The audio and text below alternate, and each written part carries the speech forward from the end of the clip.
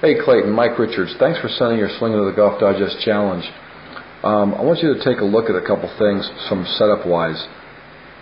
I believe your camera angle is pretty darn good, which is a rarity for some of these swings I see, but boy, your ball position is well too far forward in your stance. So let's kind of move that ball position back into here, which makes a whole lot more sense of what's going to be talking about.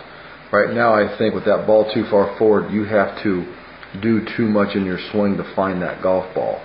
So what I would encourage you to do is go get some sticks, some old golf shafts, some dowel rods.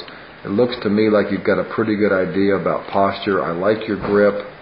Setup's not too bad. So let's put a club on the ground across your feet. Let's put a club on the ground mimicking your target line. And then let's put one on the ground mimicking your ball position. And like I said, right now I just think it's just well too far forward in your stance. When you look at this, and what I'm going to do here is I'm actually going to put your other view up that you sent to me on this side. And when you look, even the posture here could be a little bit better. And how would I make it better? I wouldn't want to see both legs. I'd like to see one leg when I look at posture. Your backside could stick out a little bit more. That'll alleviate some of this roundness to your back right here. And then let's watch our swing in motion on the right. So I think you take it back very nice as far as plane wise and keeping the club face square. So you do a lot of good things in your golf swing, Clayton. Let's see that again. Watch that red line and watch your club relate to that red line. See, it looks pretty darn good. The face gets nice and square. It goes up.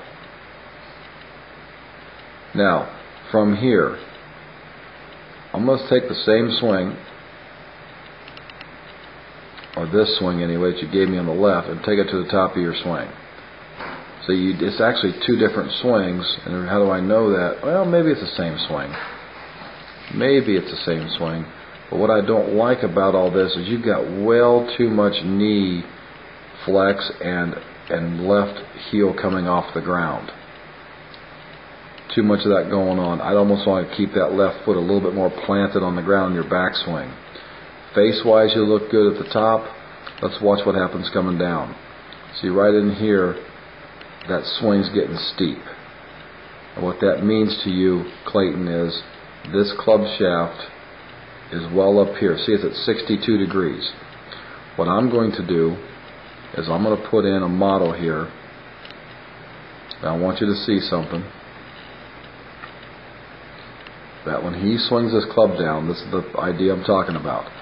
Look where that's at. Your guys' hands are almost the same height right there. Yours was 62 degrees. Paul Casey's is 53. So he just flattened it out 9 degrees more from the inside. Now what that's going to mean is what happens at the bottom of your swing. As Paul Casey's comes in here, you see how much more that club goes over towards his right forearm? Your club's going to go out towards your left forearm. So right now the club's way outside the target line.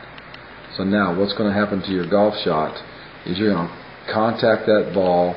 You're actually going to hit the outside part of the golf ball, whereas Paul Casey and the guys on TV hit the inside part of the ball to almost the center of the ball. You contact the outside part of the ball. So what happens with you, Clayton, is your ball starts well left.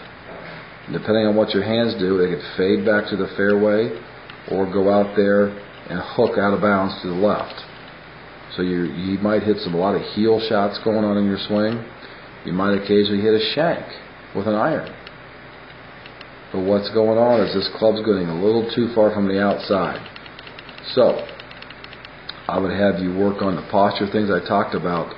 But the big issue is I would take a long club or a long stick, put it in the ground about 3 foot back from a golf ball, get it way up here in the air.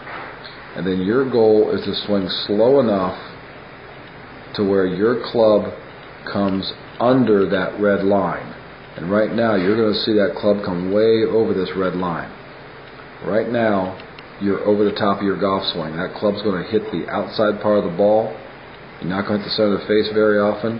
That club head right now, Clayton, needs to be back here. So I've got to change your club by a good 1.5 to 2 feet of arc right here. I think once you do that, Clayton, you're going to be such a more consistent ball striker as well as a driver of your golf ball. So Clayton, good luck to you. Thanks for sending your Swing of the Golf Digest challenge, and work on this and send me another one. I appreciate it, and just put it to my attention.